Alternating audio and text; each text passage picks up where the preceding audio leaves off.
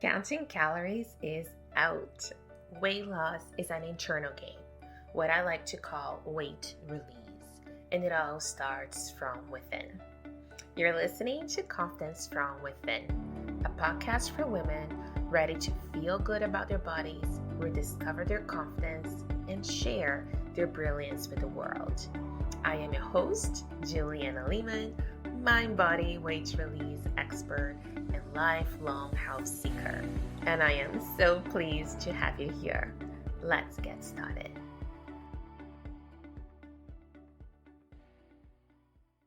You're listening to episode number 194 of Confidence from Within podcast. And as always, I am your host, Juliana Leamen. And today I have a very special conversation with my guest, Tree Wright. And we talk about regulating your nervous system. And this is a value-packed episode with so many golden nuggets. And I'm just very excited to share this with you today. Before we jump right in, and I will tell you in a moment all about our special guest, I just want to let you know that we have a brand new training if you're interested in uncovering how we can use the power of functional DNA testing to help you customize your weight release journey. All you have to do to get access to this special training is go into the show notes under the Get Started below, and you can click the link and be taken straight into this free advanced training where we share step by step the entire journey with you. So back to today's episode. Tree and I discussed how to really understand nervous system dysregulation, and she talks about the power of suggestion and how words can really impact our health and well-being. We also talk about how to change our behavior by understanding our common human tendencies of coping and the importance of self-forgiveness and how to make actual change in your life. Tree also shares how we can respond to life instead of just reacting to difficult events and difficult situations. And she has done a brilliant job at making us understand our minds from a very simple yet transformational perspective. So let me properly introduce you to Tree. Tree's journey began as a young girl where she learned about human behavior and patterns by navigating life's basic needs. Her passion for sewing and designing clothes since a tender age led her into the fashion world of Toronto. Through hands-on experiences with diverse individuals, she gained street smarts, survival skills, and the understanding of human behavior. Over the last 20 years, she has honed her expertise working with thousands of individuals and businesses. She specializes in restructuring and transforming human behavior with individuals and corporations, offering fresh perspectives and innovative solutions. Her journey has been marked by a relentless pursuit of understanding human behavior, and she now shares her knowledge to create positive change in individuals and businesses across the country through her two businesses, One Burlington Hypnosis Center and Business Growth Results. Here is Tree. Hi, Tree. Welcome to the show. I am very grateful to have you joining us today. Welcome. Hi, thanks for having me. This is exciting. Yes, it is a pleasure. And I'm very curious about our topic today and to learn more about the wonderful things you do. But let's get started where my favorite spot, which is by getting you to define confidence for us. hmm so what I feel confidence is people being comfortable around other people is a true confidence. And what I mean by being like comfortable around other people is not only in um social situations, but even when it's completely silent, right? So that when like from a hypnosis and neurolinguistics perspective, that your nervous system is really calm and relaxed, and you're calm and relaxed within yourself. Nervous system, so spiritually, mentally, and physically, that there's this nice sort of hum within, and that you're really comfortable no matter where you are, what you're doing, who you're with. And having the core understanding that we are all just ordinary humans just going along on our journey. And even if I go a little bit higher level than that, Yeah. having the core understanding that we are literally pockets of energy on a planet all in one. Mm-hmm. Absolutely. That is such a beautiful and unique description. We've been doing this show for almost 4 years now, and I ask this constantly, and that was so special and unique. I really love the definition. And I think a good starting point to treat for us to open our conversation, you mentioned the nervous system, which I think is one of the primary areas that a lot of the women listening to our show are curious about. There's a lot of dysregulation in our nervous system in today's modern world. So tell us a little bit more about that and link to it the modality of hypnosis that you work with and how does that help? First of all, on a big picture level, then we can get more specific in terms of helping us sort of get to the regulation, like the hum that you mentioned.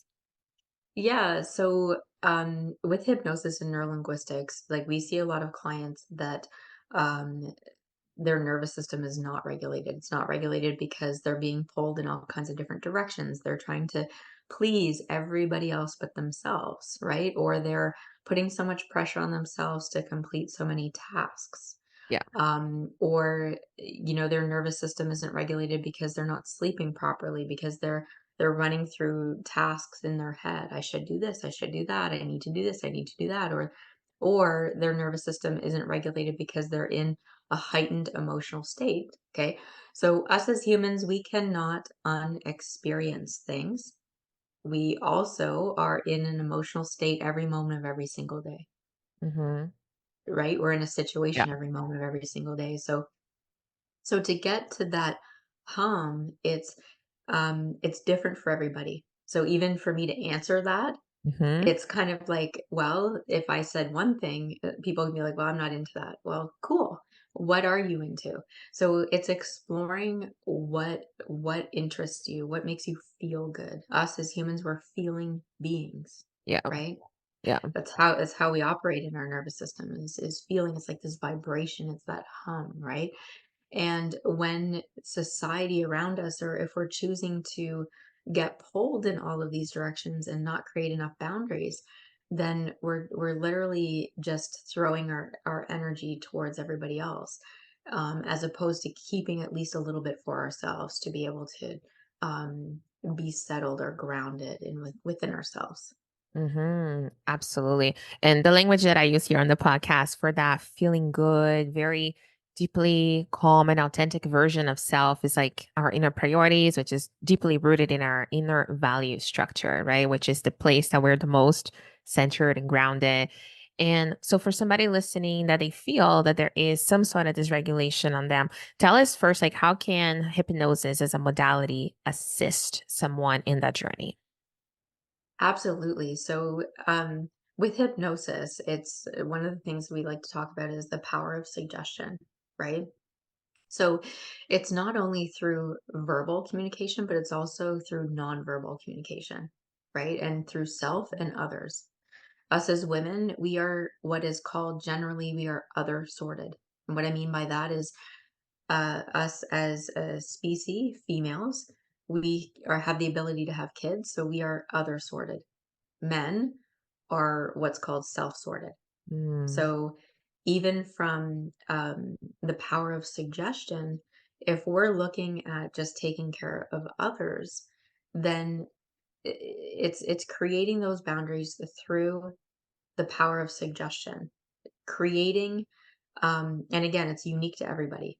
So that's why I'm sort of stumbling a little bit, because mm, it's like it's unique to everybody, and it's the power of suggestion. Certain words hit the nervous system in certain ways. So when people are finding that relaxation, there's certain unique words to themselves. Some people, when you talk about spirituality, their brain goes to God or angels.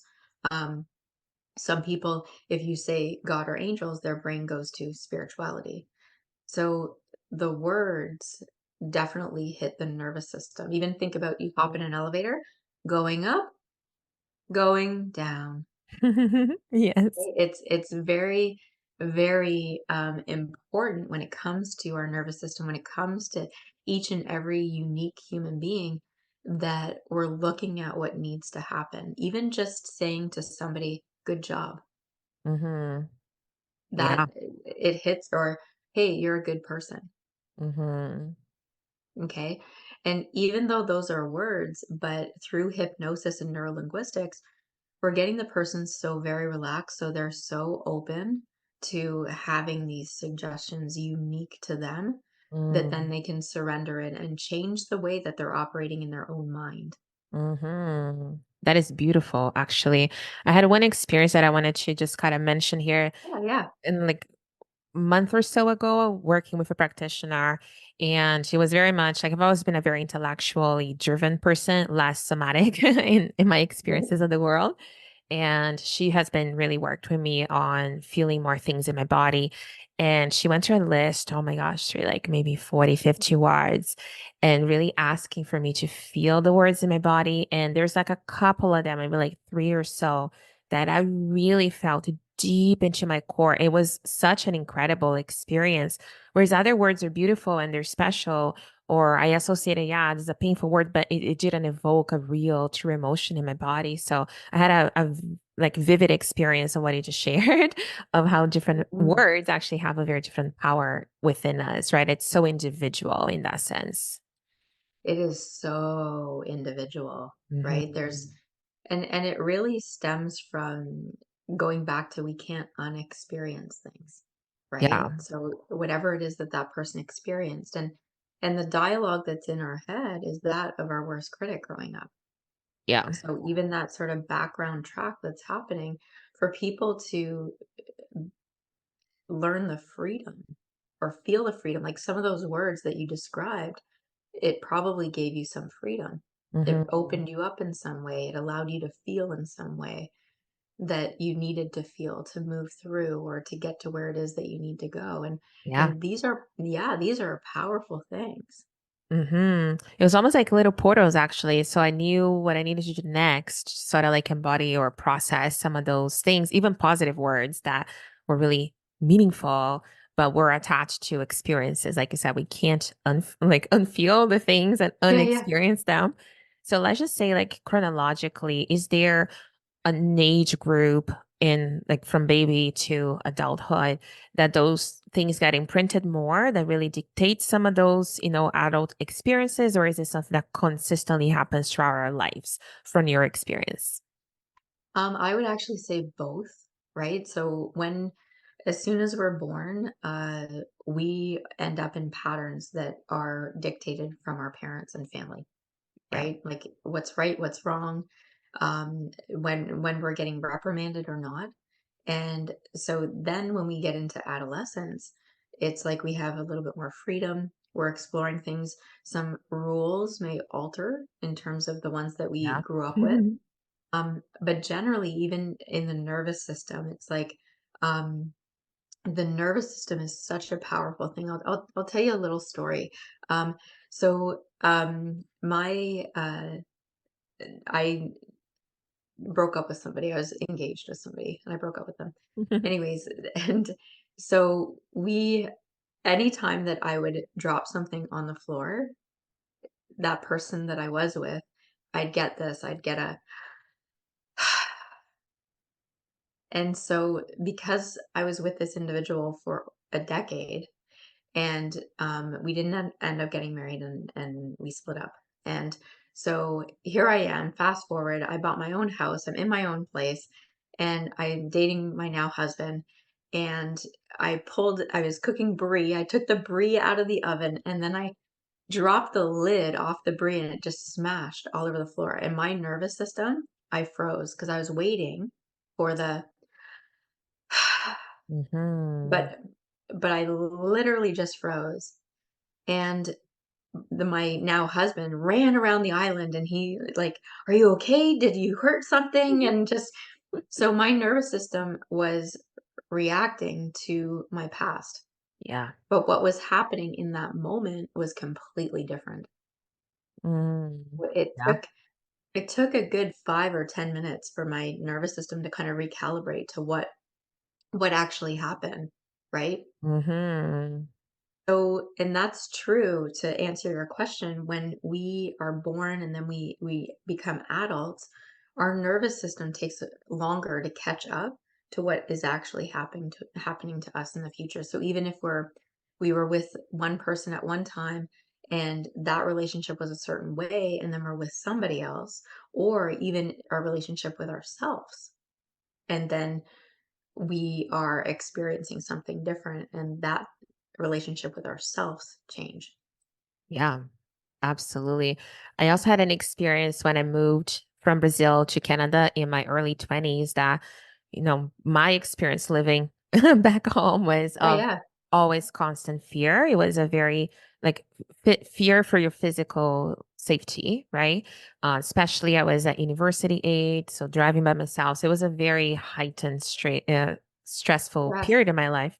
And then coming to Canada and now knowing that there's only one little lock on the door rather than the four massive bolts that we used to have in our house that sound like you're opening a castle door.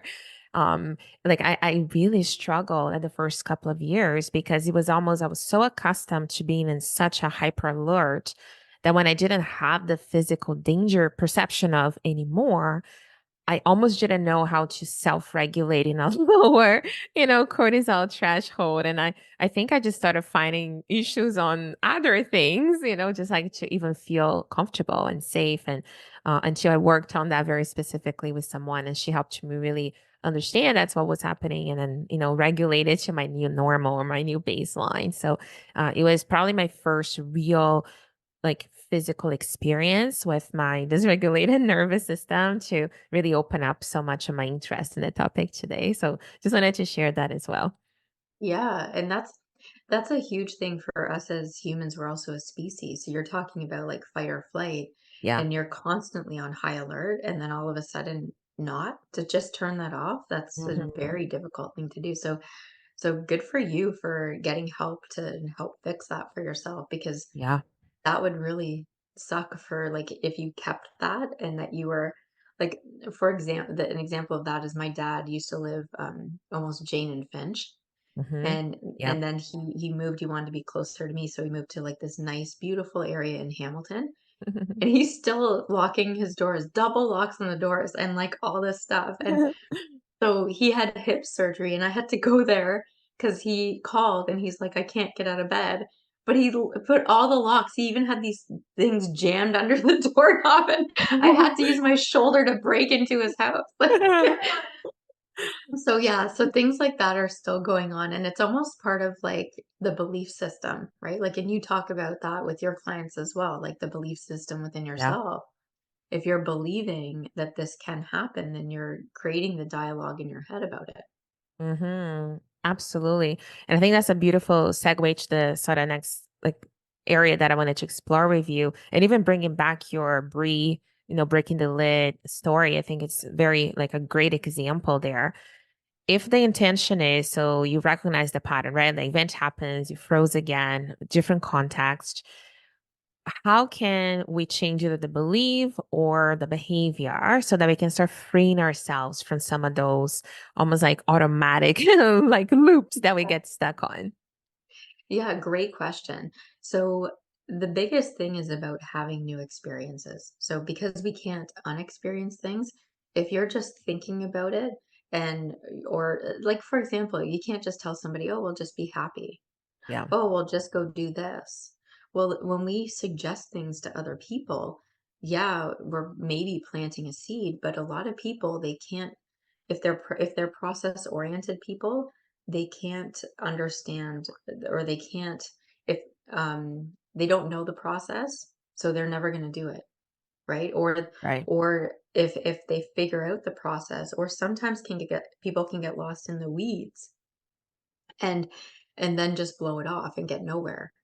So and this is actually part of our drivers as humans. So, us as humans, we fall into one or two of four different categories. So, people, places, tasks, processes. People, places, tasks, processes. So, for myself, I'm a people, places. So, for me, if I need to do anything, I know if I'm procrastinating, I need to get people around me to get myself Mm. going, right? Mm-hmm. My husband, he's very process oriented. So he likes to like, okay, what do I need to do first? What do I need to do second? So even as a business owner, um, I have people that do my processes and I got better at tasks. But Nice. in terms of people. So when we are really looking for that change, and it has to be through experiences, it has to be through what your drivers are, right? Like if somebody just like for me, I have to have experiences through with other people. For other people that are process oriented, they need to have that experience. The experience of creating the process, the experience of um going through it and living it. Mm-hmm. So when you live it, all of a sudden it starts to change. And then it's rehearsing, rehearsing, rehearsing repetition to create that change. That is so brilliant. And I am almost certain that my two would be processes. I'm a heavy, heavy process You are driven heavy individual. processes for sure. I was like that in corporate and definitely my business, like from the get go, and places as well. Like one for me, like even in my house, I have like five different work office stations, which is kind of like maybe extreme, but some depending on how I feel, like shifting my physical environment is Yeah. all I need sometimes to reignite. And there's different projects I only feel like working in specific places with specific lighting. It's very particular. And I never thought about it from the driver's perspective. So that is Yeah. really So, cool. so you just taught everybody about your process around your places. And even looking at you, you can look at the place as like beautiful. So which Yeah. which going back to the nervous system perspective, it calms your nervous system, Yeah. right? If somebody told you to get something done and you need to do it with people and you have to do all of these tasks, your nervous system would just go sideways. Hmm. Would and you'd never get it done. Yeah. And I think besides even the individual, this has such potential. I know you do that with businesses as well, such potential for teams, right? Because you're, of course, going to be working with people with the different combinations of the drivers technically following the same setup, right? And from my time at corporate, like I remember such a diverse array of personalities, and some people thrive, some people struggle. If we're very much like everybody has to follow the same direction, so that is so much potential. My brain thinks Absolutely, like for other areas. yeah. Well, absolutely, because I work with businesses as well, and I see this with some. If a business owner is process oriented, they need to make sure that they're hiring people and task or the opposite of what they have. Whereas sometimes when I'm working with business owners, they're frustrated because their employees aren't following the processes. And I'm just Hmm. like, it's a good thing because you don't want to get stuck in processes. Like some processes are great, but as society changes, as the economy changes, as business changes, even as businesses grow or the industry shifts, processes also need to shift with that. So it's okay to stay in the processes, but being okay that the processes change as well. Absolutely. And that really like clearly talks about like the whole looking at the behavior side of things. What about the belief side? And maybe we can pick a specific example. Either somebody that gets very much stuck like financially or stuck with their weight, like those very core human desires that love, finances, and like career and physical health. What is potentially some things we can consider if we want to change the belief to even believe that we can achieve the desired outcome? Yeah, so great question. And it's interesting for us as human beings, there's two main categories that we fall into when we're operating as humans. So one is some people are freedom minded and another side is security minded. So when people are looking for changes and they're looking for their belief system, somebody that's freedom minded, their belief system operates on how can I stay free? Right? So, for Right. example, if it's somebody wanting to lose weight, um, what I call is what's if they're freedom minded and they're trying to lose weight, sometimes they fall into the category of what I like to call the good time Charlietta, right? Like, so they're so they're like, woohoo, everything's amazing. So I can overeat, I can drink, right? Right. And so they're and which is sabotaging themselves, right? So their belief Yeah. system doesn't align with their outcome and they're sabotaging themselves. For security minded people, their belief system is that they're trying to get everything to be secure for them. So if they're trying to lose weight, they need to have every box ticked before they actually start something. So they might buy gym clothes, they might research recipes, they might like do this or do that. Mhm. So the belief alignment needs to shift, and both are based on rules that they choose that they believe is keeping them safe, which Mm. is actually doing the opposite. So it's really having like a realization of where that person lands, and they have to understand within themselves that to create a rules alignment to shift the belief system to align with the outcome. So whether it's changing a bad habit, even whether it's biting nails or like I'll give you an example. So Mhm. I also work with children, and the common tendencies of children that I work with are like wetting the bed, nail biting, or fear of needles. Mhm. Okay, Yeah. those are all belief systems. So the wetting the bed, and it's subconscious. It's subconscious. So the wetting the bed, the subconscious knows that they can wake up, their parents clean the sheets, the parents put clean sheets on the bed. So from the kid's nervous system perspective, even though they might be getting reprimanded or they might be whatever the conversation is with the parents, the child, the nervous system still thinks that they're everything's fine. Mhm. They could potentially continue wetting the bed, right? Yeah. Um, yeah. So, and the belief system is based on whatever we're creating in our own mind, right? I'll Mhm. repeat that. The belief system Yeah. is created by whatever it is that we're creating in our own mind. Mhm. And we can change that. But a lot of people, when they're in it, they can't read the label when they're in the bottle.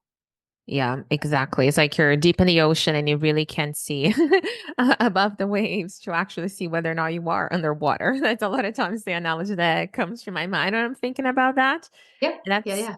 it's very interesting. And I've heard somebody say in the past that beliefs are thoughts we keep thinking, right? So I think it kind of aligns with what he said that because it is almost like it's created within the mind. So it's a very tricky process, right? Because we're trying to, get above something that is sort of self created. That's kind of like running the show in a way, right?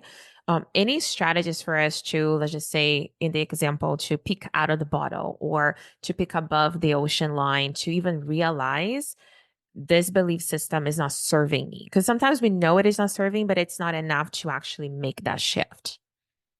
Absolutely. So what you're talking about is kind of this bargaining that happens in the mind, right? Like I should do this, but I want to do this. Yeah. I should do this, but I want to do that.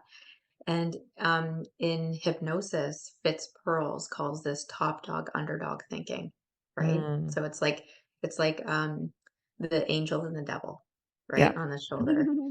And so when it comes to the belief system, that the beliefs will not change if you're not making a decision. So so what's again through experience, going towards the outcome that you want, and the experience will give you the proof of the decision that you need. So if when you're experiencing a different belief system, you're experiencing altering rules and doing something that alters the rules, then you're well on your way. You're getting yourself out of old belief systems that don't serve you. Mm, And yeah. having experiences is so important. Nothing happens when we're just thinking about it. Mhm. Absolutely. I think it adds a whole different layer to just, oh, take the first step, but it's a lot more actually go have the experience and almost letting that recode, right? Like almost like having evidence and proof of how to see it differently or have a different experience of it. I think that's very interesting.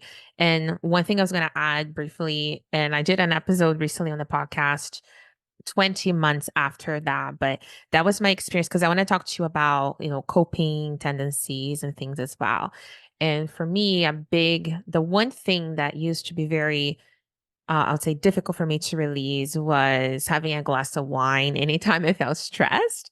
And it wasn't that I was drinking in copious amounts every day, but there was definitely I would say, unhealthy linkage between stress and the need for it. And I tried many, many times in the past for a month here, a month there. And it wasn't until 20, almost 21 months ago that I was in the right mind space to make a very conscious decision to fully release alcohol from my life, which is not that I promoted to everyone, but that was my choice. And I think it was such a transformational experience for me when I was able to shift very deep core beliefs, even about the value that alcohol was bringing to quotations calm my my stress, right? So, and I think having that actual experience really shifted my even understanding and belief that we can actually make permanent changes without having to avoid it or impair our social life, like which has really been my experience. So when it comes to coping tendencies, maybe give us a big, broad understanding, first of all. Why do we humans have those different coping styles? Then we can get a little bit more detailed. Yeah, and just before I answer that, I Hmm. want to go back to, and it's cool because you made that single-minded decision. So you definitely walked away from the top dog, underdog thinking. You moved away from debate and you just, this is happening. Yeah. And that is what makes us having new experiences so much easier, right? Like, because as soon as Mm. we make a decision, like, for example, this morning, I was working with corporate clients and we're working on behavior flexibility in terms of they want to do more corporate talks and they're really like shy in front of people. So I literally took them to the mall and I told them to go and talk to all of these people like in the food court. And when I first mentioned it to them, they froze. But I would imagine. right, and they looked at me like a deer in the headlights, and I'm like, "Go," right? And after they spoke to, like, the 2nd or 3rd person, their nervous system began to relax, and I'm watching them, and I saw it, and then it became easier, and they ended up talking to, I think, like, 5, 6, 7 different people. And Hmm. after they were done, they were like, "Yeah, that wasn't bad." Right. So the deer in the headlights is, like, the instant thing, but once that you jump in, the more that you think about it, you can talk yourself out of it. The more you just go and do it, you're proving to yourself that you can do it. Mhm. Yeah. Absolutely, absolutely, and then it changes something so deeply core, it's almost like recodes itself, so that becomes a new Yes. baseline, right? And I think that's what I experienced, and my family lives in wine country, so every restaurant when I visit them is a winery, there's no way around it. My husband too enjoys his craft beer, everybody has it around me on a regular basis, and it has absolutely no impact in even my desire to it's not that I'm, like, holding on and trying not to partake. I have a deep non-desire to not or a deep desire to not partake, Yeah. and I think that is just such an interesting experience for me because the decision was so clear and it was really rooted in what is important to me and I also got clear what it was costing me and clear on what I thought was the benefits that I was getting from the glass of wine that were actually not what I thought they were. So it changed my belief, but also the behavior. So it's quite a exciting example. Yeah. It is an exciting example, even for you as a human being to be able to let that go, to be able to open up and see more of what's around you. So you can enjoy the people around you Yeah. more. You can really enjoy the environment more, which is good. Hmm. So, in terms of coping Hmm. stances, okay, so Virginia Satir is an extremely well-renowned family therapist, um, and she came up with a metaphor to describe how it is that us as humans cope in these different ways. Okay, so are we good for time? Can we do a tiny little bit of role playing, and I can? This is gonna be Yes. really fun. Okay. Okay, Yes, yeah, let's do okay, it. all right, awesome. Okay, so go like this, point to the wall, not at me, point to the wall and go, "It's all your fault." It's all your fault. Awesome, good job. Okay, put your hands out in front of you like this, palms facing the ceiling to the wall and go, "Whatever you want, I'm here for you." Whatever you want, I'm here for you. Awesome, good job. Index finger on your chin to the wall and go, "If we were to analyze this, we would find." If we were to analyze this, we would find Awesome. All right, and then just move your body all around. Okay, awesome. A plus. Good job. And so what these are the 4 coping mechanisms. Mm, And every single human being on the face of this planet fall into these pockets of coping. So the metaphor that Virginia Satir came up with goes like this. There's four people in a boat and there's a hole in the boat is sinking. Okay. So Mm-hmm. there's water coming up in the boat and the boat is going down. And the blamer says, who put the hole in the boat? Waving the finger around. Mm. The pleaser or the placater says, I'll swim to shore so the boat won't sink so fast. Right? Palms Yeah. up in the air. So people that aren't seeing it and they're just listening, palms up in the air. And then index finger on the chin. At this rate, this boat's gonna be sunk in 3.4 minutes. Right? And the distractor, right? Moving your body all around. Look, there's a bird. Right? So not one of them is fixing the hole in the boat. They're all caught up in their own coping mechanisms. So when us as humans, and even dare I say, going back to like us in Canada, we're actually kind of a spoiled bunch and a little bit of entitled because we are in the safe country, like what you were talking Yeah. about right at the beginning. Like we're in this safe place. So a lot of times we're making up these massive fires that we think that we need to put out. But we're coping it. We're either blaming others or blaming self. We're trying to fix and please. We're trying to compute, find out all the information before I do anything at all, right? Or we're Mm-hmm. distracting by some people distract by smoking or overeating or drinking or whatever, what have you. And the way out of it is to really level with what's going on. So really catching yourself to be able to level with blame and just leave blame alone and just being like, oh, well, okay, letting things go. Even blame, so blame others or blame self, putting pressure on self is unuseful. Yeah. So yeah, and or if you're the type of person that pleases and fix, you want to create boundaries. People that please and fix, they're in a lot of guilt. Mm-hmm. And the thing about guilt is that guilt is only for kids to learn right or wrong. It has nothing to do with adulthood at all. Okay. Yeah. And so, yeah, or computing. So, computing, people can come up with all kinds of ideas and get nothing done. So, they're coping by trying to learn so much, but yet they're not doing anything. Mm-hmm.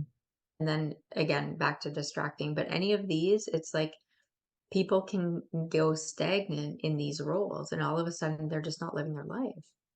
Yeah.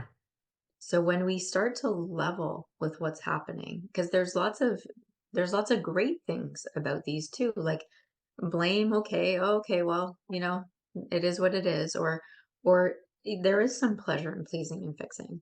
There is some. It's like Yeah. loving, caring, being a mother. Um, and of course you want to compute when you're doing your taxes, right? Like Yes. or you wanna distract by going on vacation, have your eyeballs look at something different, but it's really about leveling and making sure that you're not going over the top and keeping yourself in check through even your belief system, right? If you're in so much guilt and your belief system is also in with, "I need to fix and please, I need to be of service," it's Mm-hmm. unuseful. So again, it's having the experiences of leveling through. But these are definitely the four top coping stances. But when people level, they're going through, they're equally distributed. Okay. And when Mm-hmm. people are in an unuseful coping stance, then they're stuck in one heavily. I see. Right? Yeah, they're Mm-hmm. either blaming the world for everything that's going on with them, or they're running around doing everything for everybody. Um, Mm-hmm. when you're too heavily in one of these coping stances, you're actually not living your life. Mm, absolutely. That is so clear. And I love, like, my brain really loves when you compartmentalize things and put frameworks in. And that is my love Yeah. language, frameworks. So I really love even the role play, right? So to so clearly define all four of those.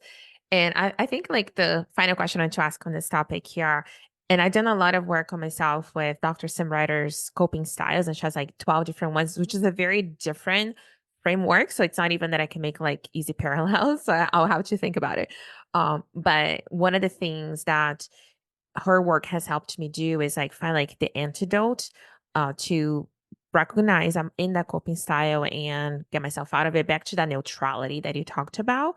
So in your framework of those four coping styles, if somebody notices that they are, like I said, heavily in one of them, what would be maybe like the first step that somebody can do to regain their neutrality?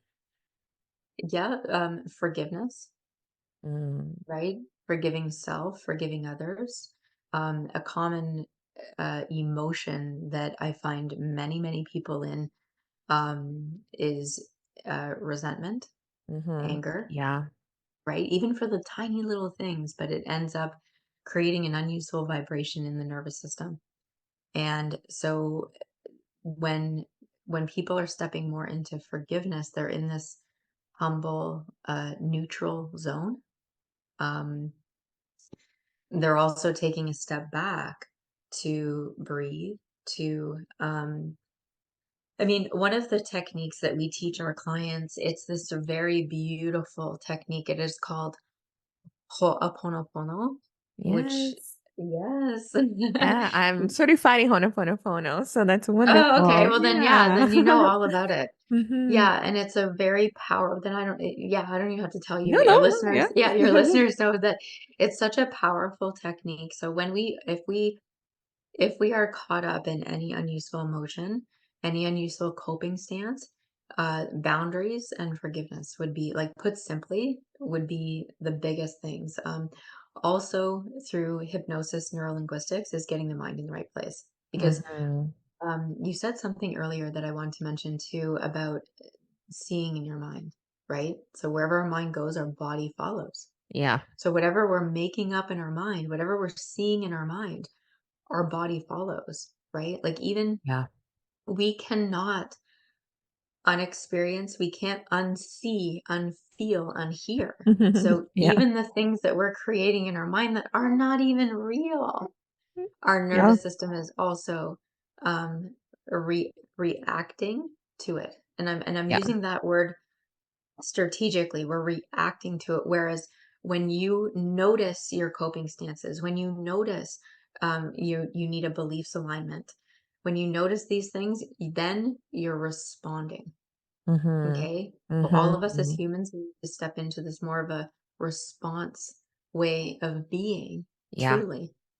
That's beautiful, actually. I love that distinction of the reactivity mode versus the when you're maybe in a bit more self-governance, right? You can then respond. And I think that's beautiful. And the one thing I would just quickly add on the Ho'oponopono conversation that for me, I was raised by very holistic grandparents. Oh, that's So awesome. That's yeah, awesome. so my grandma's still alive in her mid 80s, still practicing, and my grandpa passed away a couple of years ago, but he was just the practitioner in the family, and it really inspired my career from like very little.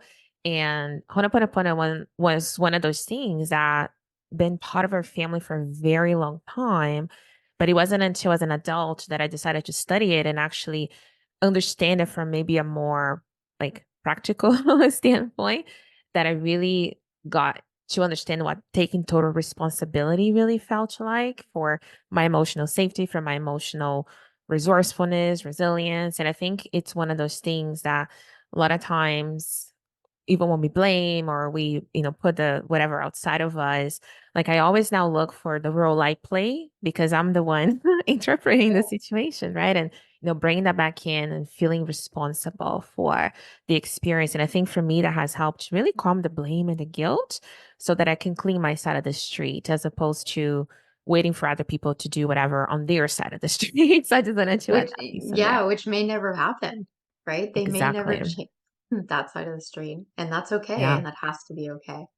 Exactly, and Yeah. then being in acceptance of that, I think really is really calming, right? And I think too, the more we work on our side of the street, then the situations we experience shift, and maybe that is how their side looks a little cleaner. Sometimes I do see that happen, but I think it's just such a beautiful modality for everybody listening to even research a little bit. And it's simple, but it's also very profound. So yes, entry And for for people, and oh, I just wanna add to that, so even people, if they're not, um, as passionate about the technique itself, I would even encourage to do the breath work that's associated with it. yeah, Because that alone, like, I'm also a yoga instructor, and I learned actually the breath work before I even learned the Ho'oponopono. And then Nice. when I learned Ho'oponopono, I was just like, huh, this makes sense, right? Yes. So even if you're not sure where to start with the breath work. Yeah, beautiful. Thank you. And for those listening that wanted to learn more about you, connect with you, tell us where we can find you, all of the good stuff. Yeah, for sure. So, again, it's my name's Tree Ride, so you can follow me on Instagram at Tree Ride, and it's tree, just like a tree, Tree. Mhm. Last name Ryde. You can go to burlingtonhypnosis.ca, so that's the Burlington Hypnosis Center, burlingtonhypnosis.ca, or if it's a corporate client, it's businessgrowthresults.com.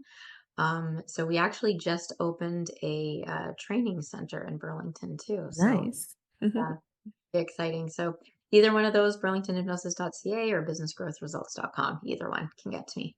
That's perfect. And we're going to make sure to put the links in the show notes as well for those of you that just want to click and go straight to her website. This was such a delight, Tree. Like, I really, really enjoyed our conversation. And I really love how you framed things into very tangible ways that we can actually really take action from this episode. So, thank you so much for your generosity and your time today. I really appreciate you. You're such a pleasure. You're such a kind pleasure soul. Thank you Oh, so much. thank you. Thank you so much for listening to Confidence from Within. If you enjoyed this episode, take a screenshot and tag me on Instagram at naturally.joyous, and I will be sure to tag you back. I would also love for you to leave us a review on iTunes so you can help us support our show. Stay healthy and happy, and until next time.